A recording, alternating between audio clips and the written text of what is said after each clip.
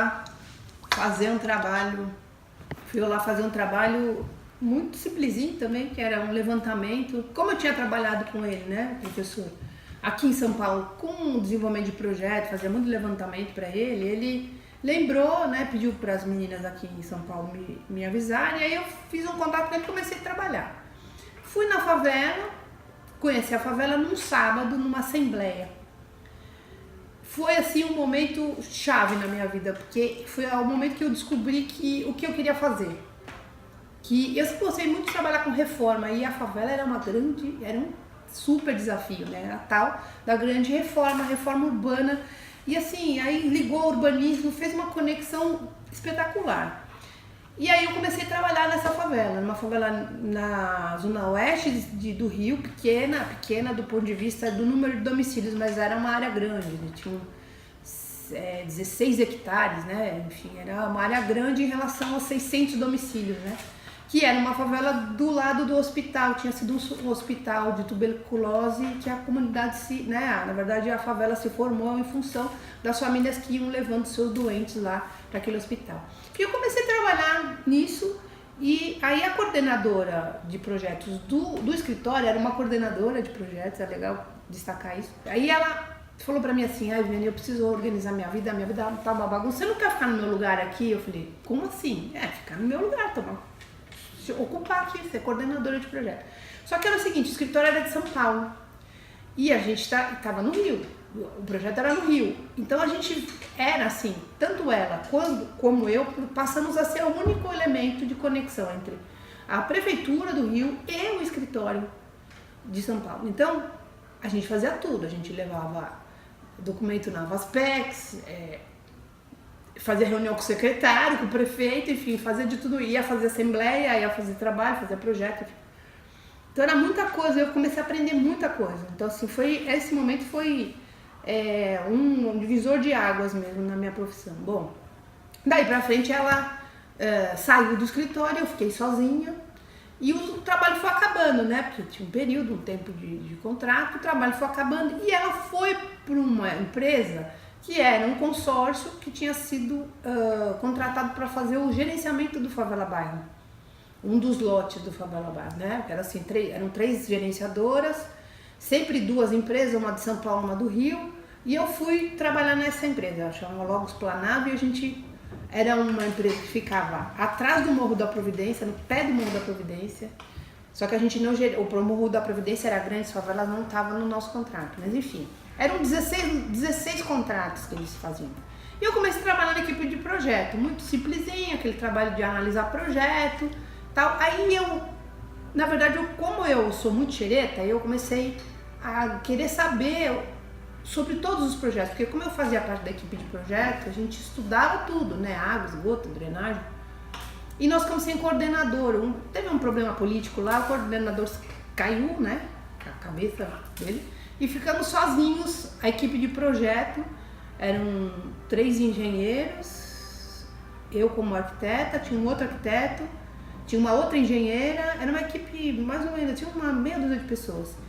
Tinha um engenheiro cartógrafo, um engenheiro civil sanitarista, tinha um engenheiro elétrico, não me lembro de todo mundo. Tinha esse arquiteto, tinha 2 estagiárias e uma engenheira civil de campo.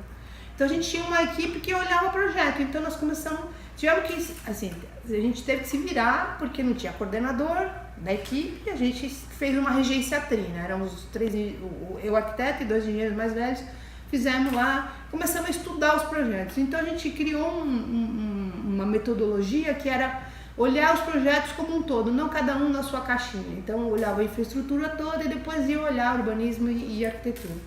Enfim, aí com isso eu fui ganhando espaço do ponto de vista de conhecimento, né? E aí eu tive uma sorte, sei lá, com uma conjunção astral com a coordenadora de projeto do Favela Bairro. E aí ela grudou em mim, eu grudei nela e a gente começou a fazer uma parceria.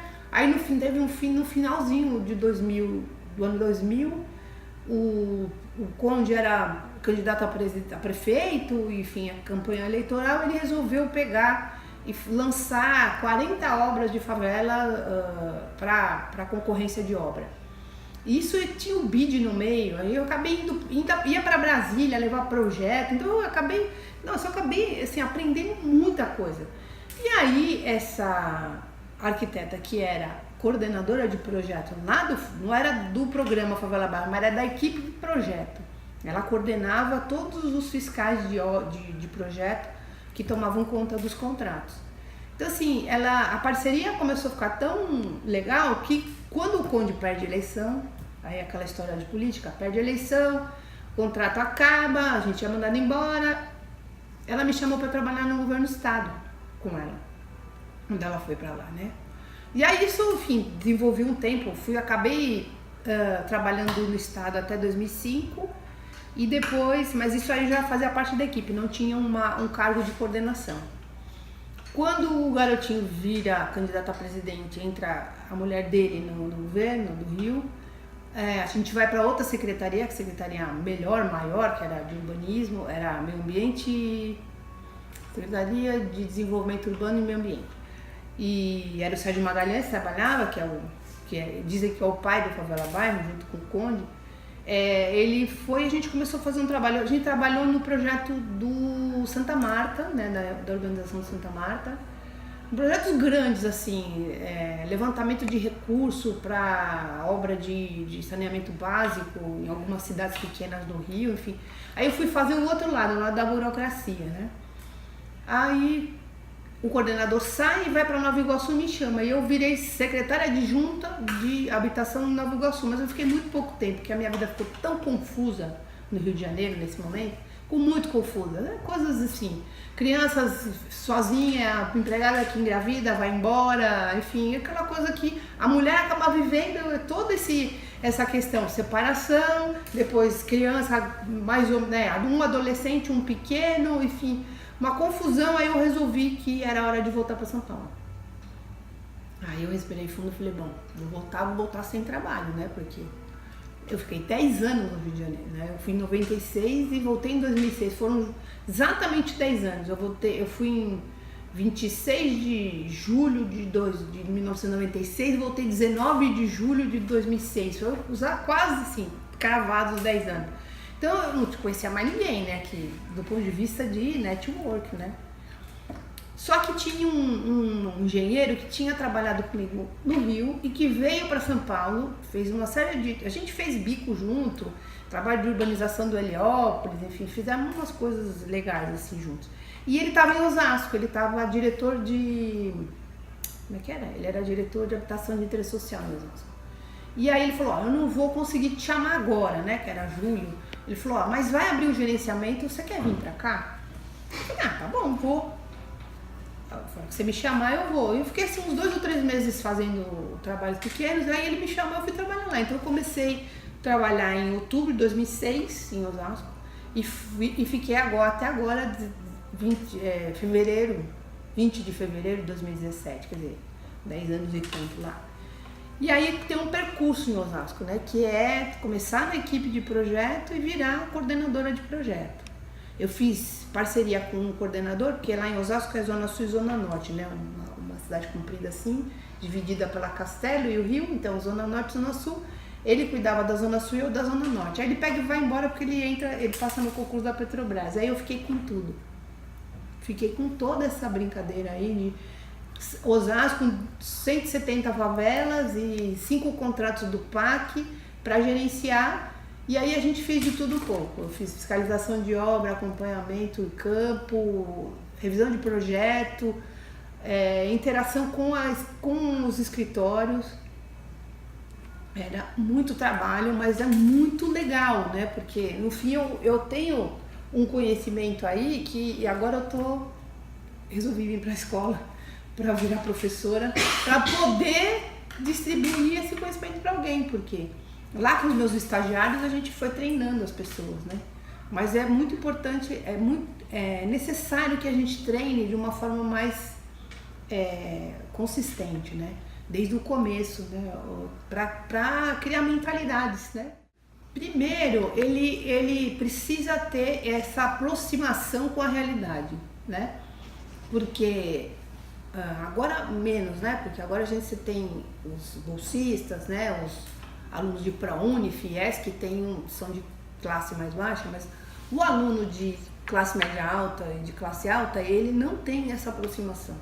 Ele tem lá os funcionários dele em casa, né? Os funcionários, mas não tem essa aproximação com a realidade. Então, para poder trabalhar com favela, com assentamento precário, cortiço, que seja, precisa da aproximação para poder entender essa realidade, né? Que não é a realidade que a gente vive, né? Mesmo alunos que são de classe de mais baixa renda, eles também, você percebe que tem uma diferença aí na posição, na organização da família e tal.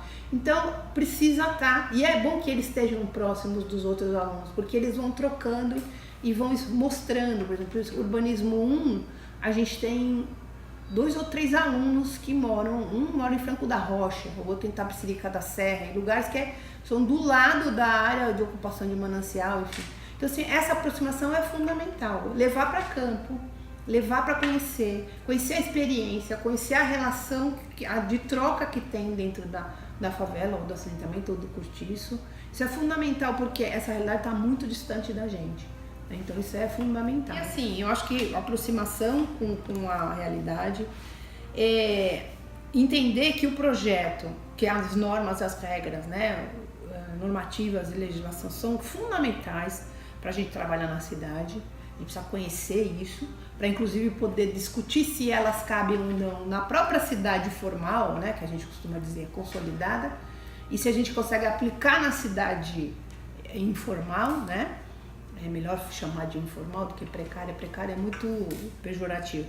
Então, para você poder discutir, inclusive, fazer debates, né, com os próprios fazedores de leis, né, advogados e juristas e os funcionários públicos que trabalham com desenvolvimento urbano. Então, é preciso se apropriar dessa legislação, né? E não só a legislação urbanística, mas a legislação de direitos humanos, direitos sociais, o direito à cidade, enfim, todas essas relações, estatuto da adolescente, criança e adolescente, estatuto do idoso, a questão da acessibilidade. Você precisa se apropriar dessa legislação que, assim, tem alguns profissionais que eu fico um pouco irritada quando chegam e falam: a legislação, a lei deixa pra lá. Não, peraí, vamos entender essa legislação. É lógico que ela é quadradinha demais e tal, às vezes você precisa, mas se você entender ela, você consegue usar e aplicar as que acontecem, né? Não só a realidade física, né, da ocupação, mas as realidades sociais, e como vivem essas pessoas e quais são as alternativas que elas criam em relação ao seu cotidiano. Isso é fundamental também. Eu acho que são os dois aspectos mais importantes. Entender um pouquinho como funciona a burocracia, né? Porque burocracia a gente tem muita no Brasil, então se você não conhece, por exemplo, eu penei muito com a questão de licenciamento ambiental. Você precisa mexer com isso, porque na hora que você se você tem um recurso federal ou estadual, enfim, municipal, você vai aplicar ele, esse recurso depende de regramento. Não tem como você fazer sem regra, sem legislação, sem norma, sem licenciar, sem habite, a gente tem que entender como é que funciona essa burocracia, né? Quais são os procedimentos, não só entender a legislação, mas os procedimentos. Isso é uma coisa que a gente teria que ensinar, né? Ensinar a legislação, ensinar procedimento, mas pelo menos dar um input, e aí as crianças vão pesquisar por aí, vão entender como é que funciona. E assim, porque é caminho das pedras mesmo, depende dos técnicos. Às vezes o técnico tem um olhar um pouco mais crica, e aí ele vai seguir a letra da lei, e aí você fica debatendo a letra de lei, enfim. São, acho que, os 3 aspectos importantes. A relação, assim, o que foi pra mim trabalhar? Sempre foi uma briga, né? Uma luta, né? Assim, é que eu sou muito cascuda, então eu vou me enfiando nas coisas e de repente eu percebo que tem alguns entraves, né? Por exemplo, tinha um coordenador geral lá do gerenciamento, como ele percebeu que eu tinha um approach muito grande com as cabeças de time lá, não só a gerente de projeto, mas o coordenador de obra. Ele teve um incidente ali com a gente tinha que entregar um material, o projetista não entregou, eu virei para eles e falei, ó, não vai dar para entregar, você esquece, não vai dar levar, esse vai ficar de fora, a gente leva os outros tantos no bid, esse não dá. O material tá muito ruim e eu peitei essa situação, porque não tinha como a gente produzir um material. A gente já tinha produzido de 41 favelas, eram 2, a gente não tinha condição porque eu não tinha material para fazer, não ia ficar inventando projeto, né? Aí criou uma saia justa ali e o coordenador de obra ficou meio ressabiado assim com o coordenador geral e ele me proibiu de falar em reunião. Ele falou para mim assim, a partir de agora, nas próximas reuniões, você está proibida de falar. Aí eu falei assim, então para que eu vou na reunião, né? Eu sempre fui muito reativa, né? Eu tô aprendendo a não ser, tô diminuindo essa minha reação, porque a gente apanha muito. Mas eu falei, então melhor eu não ir. Se eu não vou poder falar na reunião, então melhor não ir. Aí você banca tudo aí que você tiver que bancar, paciência. Aí eu passei a não ir mais às reuniões. E aí eu percebi que tinha um jogo político, porque o coordenador de obra, então, que tinha trocado, ele queria tomar conta, ele queria ser o coordenador geral. Então ele queria ir, ele começou a minar as pessoas que tinham uma certa ascendência, uma certa proximidade com as cabeças de time. Mas aí o governo já estava acabando e aí ficou... num certo momento eu virei coordenadora de projeto lá no gerenciamento do Favela Bairro, porque ficou essa gerência trina, mas a prefeitura começou a cobrar uma cabeça, né? Tem que ter um cara que responda, que assine os ofícios e tal. Então assim, a gerente virou e falou, a Viviane vai, porque tinha um outro engenheiro que estava cotado, mas a gerente falou, não, a Viviane fica. Eles me oficializaram como coordenadora, só que eles não igualaram o meu salário. E aí eu fui conversar com o diretor, né, da empresa e falei pra ele, você precisa equipar meu salário, porque se eu tô respondendo, assinando ofício, né, você precisa equipar. Aí ele falou, não, eu vou aumentar R$200 o seu salário. Eu falei, não vai gastar. Porque eu não posso aumentar muito o seu salário, porque como você é da minha equipe, porque eram 2 empresas, então tinha um grupo que era de uma empresa, outro da outra. E eu quero te manter aqui, depois, se o contrato acabar, e aí se você tiver com um salário muito alto, eu não vou poder te manter. Eu falei, perfeitamente. Manteve nada, né? Acabou o contrato no final de fevereiro de 2000, né? Dezembro de 2000, de fevereiro de 2001 ele me mandou embora. Porque ele ia me manter, quer dizer, então tinha essa coisa assim. E tinha uma manipulação desse gerente, desse coordenador de obra, que era um cara que assediava a mulher. Ele era um cara que fazia, não só assediava moral, mas como sexualmente, né? Fazia um terror mesmo, era terrorista, ele era terrorista branco, das coisas que a gente sabia que ele fazia com as meninas que trabalhavam na equipe dele, né? Porque ele tinha um monte de engenheiro de estagiária de obra que ia para campo e ele fazia assédio, era assédio puro mesmo, ele fazia. Então ele começou a minar, ele tirou a coordenadora de planejamento, que era a Denise Pena Firme, que acabou ficando, depois saiu, ele minou de uma tal maneira que ela foi mandada embora. Então ele foi mexendo os pauzinhos que ele queria as meninas como estagiárias, como subalternas, e os meninos, alguns que eram que quem não era parceiro também caía fora, que ficava com ele. Então ele estava manipulando. E esse coordenador geral que virou para mim e falou que eu não podia mais falar, era um cara muito fraco.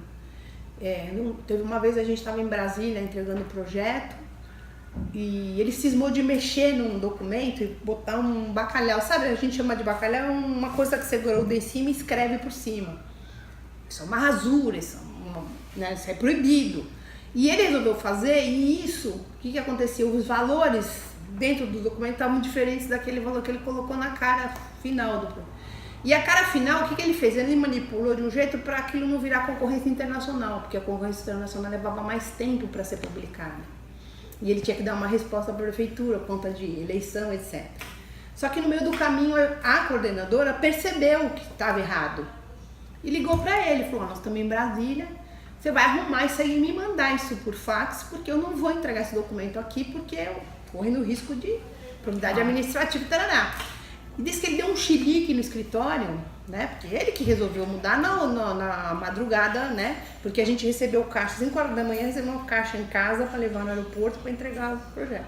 E aí o cara do BID, como eram 2 mulheres, ele deixou a gente de molho na sala, um ar-condicionado gelado, porque como a gente não estava com documento, ele se retirou e falou, eu já volto quando vocês tiverem o documento. E ficamos lá, sei lá, 2, 3 horas dentro de uma sala gelada, esperando, porque ele era uma maneira de pressionar a gente, entendeu? Ainda mais mulher, né?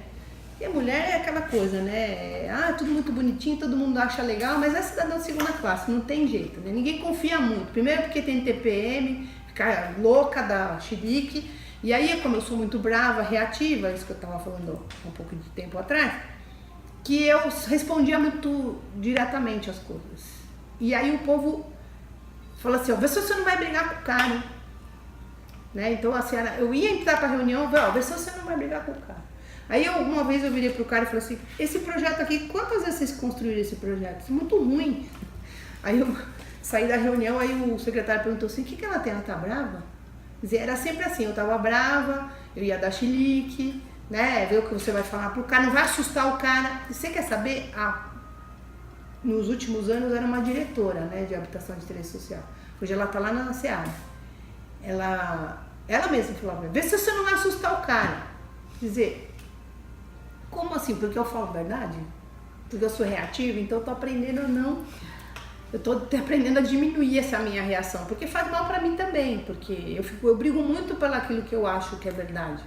E às vezes, não, a minha verdade não é igual não, a minha verdade não é a mesma verdade do cara, então não adianta eu ficar brigando, né? Eu tenho que perceber, tenho que parar e perceber quais são as verdades que vão ser aceitas, né?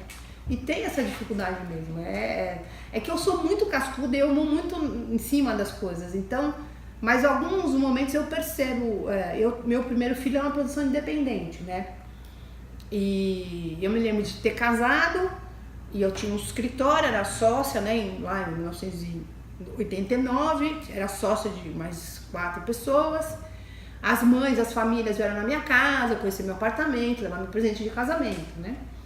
Quando eu tive o Vitor, eu já tinha me separado e tive o Vitor, né? Não era do meu casamento, eu estava separada. Isso foi uma coisa que marcou também. Elas não foram ver meu filho, conhecer meu filho. Eles só conheceram meu filho, ó. Já eram, sei lá, 5 anos de faculdade, mais 5 anos de escritório. Eram 10 anos de convivência, a gente fazia ano novo, né? Natal, confraternização. E aí eles só conheceram meu filho, ele tinha 1 ano e pouquinho, e eu levei ele numa festa de final de ano, porque eles não foram na minha casa. Porque, né, gravidez, sozinha, né. Então, mas eu sou muito cascuda e eu vou levando, né. Mas de repente eu paro pra pensar, não, mas realmente teve um momento que tinha um leve preconceito aí, entendeu? Uhum. E a minha avó era muito engraçada. Você vai ter um filho de cada pai? Falou pra mim. Eu falei, como assim, vó? É o primeiro, grávida, só porque, né? Não, que eu vou ter 4, 5 filhos. Quer dizer, a minha avó, que era uma pessoa até que era, enfim, avançada para a idade que ela tinha, mas a preocupação dela era assim, como assim você vai ter? Só porque o meu primeiro filho não tinha sido de uma relação estável, etc. Então tem umas histórias assim no meu percurso que, apesar de eu não perceber no momento, aquilo dali pra frente, lá um pouquinho lá na frente, eu falo, olha só, tá lá o corpo estendido no chão, né? Tem lá ali um preconceito velado ali, enfim, que é difícil, né? Não é fácil não. E eu acho que é mais difícil para a geração mais nova. A gente, de uma certa maneira, por conta de ter nascido eu nasci na ditadura, né? Eu nasci e teve o golpe no ano seguinte. Então a gente sempre viveu, meu pai, vai, cuidado, não sei o quê. Fizemos greve na faculdade, aí ele ficava apavorado, vamos pra Brasília, vocês vão ser presos, não sei o quê. Então tinha muito essa coisa e agora tá tudo muito aberto. Tá muito aberto entre aspas, né? Então existe uma abertura, uma falsa abertura, né? De uma ideia que as pessoas têm, que as mulheres estão aí, né, sobressaindo, mas tem muita coisa por trás aí que essa juventude não tem estrutura emocional para segurar, não tem. A gente, apesar de ser mais velha e tal, viver na ditadura, a família por conta disso, eu acho que tem essa coisa da estrutura emocional que fica mais cascudo mesmo, a cara passa, né, as costas, o lombo segura a porrada. Essas meninas mais novas não seguram. Tem um monte de menina aí. Agora que eu tô dando aula para começo de curso, tem muita criança com depressão, entendeu? 18, 19 anos com depressão, com síndrome do pânico, ansiedade, entendeu? Por quê? Porque tem muita informação e não tem maturidade. E a gente, como pai, a gente ficou cuidando muito deles, né? A gente cuida muito, não deixa sair, não deixa não sei o que, aí o bicho fica... tinha uma aluna minha que a mãe levou na visita de campo que a gente fez com a turma, ela levou a menina um sábado de manhã. Falei, mas mãe te trouxe? Minha mãe me trouxe, quer dizer, entendeu? Tem uma proteção aí, e aí não tem estrutura emocional suficiente para encarar. Apesar de eles terem muita liberdade que a gente não tinha, né? Por exemplo, eu tenho amigos que eram gays na época da faculdade e não assumiram de jeito nenhum, saíram do país para assumir a homossexualidade. Hoje você tem aqui na escola, estão tudo abraçados, saem de mão dada. Tem um amigo meu que fala assim, Viane do céu, fui na Paulista, um monte de menino de mão dada, de meninas beijando na boca. Eu falei, contemporaneidade, né? Mas ao mesmo tempo é muito mais difícil, porque a estrutura emocional não existe, né? Não, a estrutura emocional não existe. Então eu acho que, de certa forma, apesar de a gente ter vivido um tempo mais difícil do ponto de vista do próprio reconhecimento pessoal, né? Você é quem você é, né? O que você quer da sua vida. Você pode discutir assuntos tabu, proibidos, enfim, né? Não podia, tem um monte de coisa. Criança não vai na sala, não tem visita. Na minha época era assim, criança não.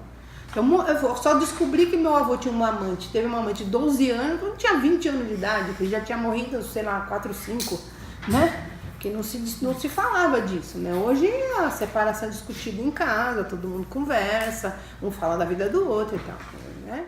Uma coisa que me incomodava muito, porque o que você tem na favela, né? Você tem esgoto. Uma coisa que a primeira coisa que você entra na favela, você tem esgoto. Esgoto que corre na rua, esgoto que corre no córrego, esgoto. E a criança onde tá? Em cima no esgoto. Então assim, várias cenas de criança com copinho de Danone, né? Aquele copinho de iogurte, catando a água do esgoto. E aí você fala, mãe, a criança, não, deixa, não tem problema. Entendeu? Brincando naquilo. Então não tem esse lugar para brincar, né? Não tinha assim, quando eu cheguei em Osasco, eu estava acostumada com a favela no Rio mais consolidada, mais estruturada. Cheguei em Osasco, tinha barraco de madeira na beira do córrego, né? Então não tinha lugar para andar de bicicleta, a bicicleta não tinha roda, né? A bola estava murcha, era o gravetinho me futucando no lixo, no rato que tinha morrido. Não mexe uma caneta, mexendo com a caneta no rato, não mexa com... Então assim... eram cenas assim, e a gente ainda vê, né? Se você for em áreas que tiveram readensamento, reocupação de área precária, você vai ter criança brincando dessa forma, né? Embaixo da casa, a casa, né? Aquela palafita e brinca embaixo da casa, né? Você não tem espaço. Uma coisa que me marcou bastante foi quando eu fui fazer um projeto de urbanização do Magleba em Heliópolis. Eu estava no Rio e chamaram a gente para fazer, porque o Álvaro, que era esse engenheiro que estava aqui em São Paulo, chamou para ajudar no planejamento, fazendo o plano de intervenção. E aí eu cheguei no Heliópolis, na Glebacá, e o que me chamou a atenção era muito casal jovem com criança pequena. E o que eu reparei? Não tinha um espaço público. Hoje você vai lá, tem o céu em cima, céu embaixo, né? Tem o céu grande onde... do Rio Otaque, depois tem um céu mais para baixo, que outro dia eu fui com um aluno e eu vi que é menor, mas enfim, tem são espaços, enfim, tem shopping perto, enfim, tem galerias comerciais que os adolescentes vão muito. Mas na época que a gente foi, em 2003, 2004, não tinha uma praça. Você tinha uma escola no meio da Glebacá e não tinha uma praça. Você tinha o córrego, que era todo ocupado. Hoje você tem algumas áreas de lazer ali, que também é o tráfico que usa, não é? Não teve nenhuma conversa lá e implantaram lá. O desnível é grande do córrego, então fizeram na parte de baixo, que é o fundo das casas, né? E ali quem fica é o movimento, que fica escondidinho embaixo, né? Na calha do córrego. Enfim, não tinha. Então o que me chamou a atenção foi o seguinte: o que as crianças fazem, né? quando não tem um lugar pra brincar, vamos namorar, né? Que é a única coisa que tem, que pode namorar em qualquer lugar, né? Então vamos beijar na boca. Aí não tem pista de skate, não tem lugar pra jogar bola, a gente vai namorar, né? Que é o que tem pra hoje, né? E aí você tem essa... E tem uma outra coisa, eu tenho uma prima que ela fez ginecologia, obstetrícia, e ela comentou, ela trabalhou no hospital de Campinas, né? Na Unicamp. E ela comentou o seguinte, falando de gravidez na adolescência, que diz que a menina engravida para ter um status. Então ela vira mãe de alguém. Ela não é mais a filha que não tem nenhuma perspectiva. Então ela vira mãe de alguém e isso vira uma perspectiva de vida. Né? Bem complicado isso, né?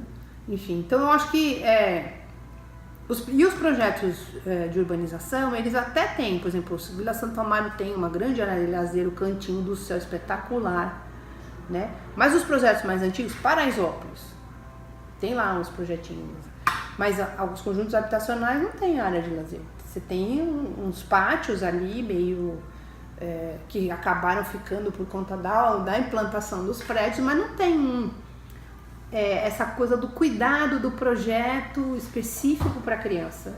Quando eu apresentei a palestra lá no Viver Metrópole para vocês, né?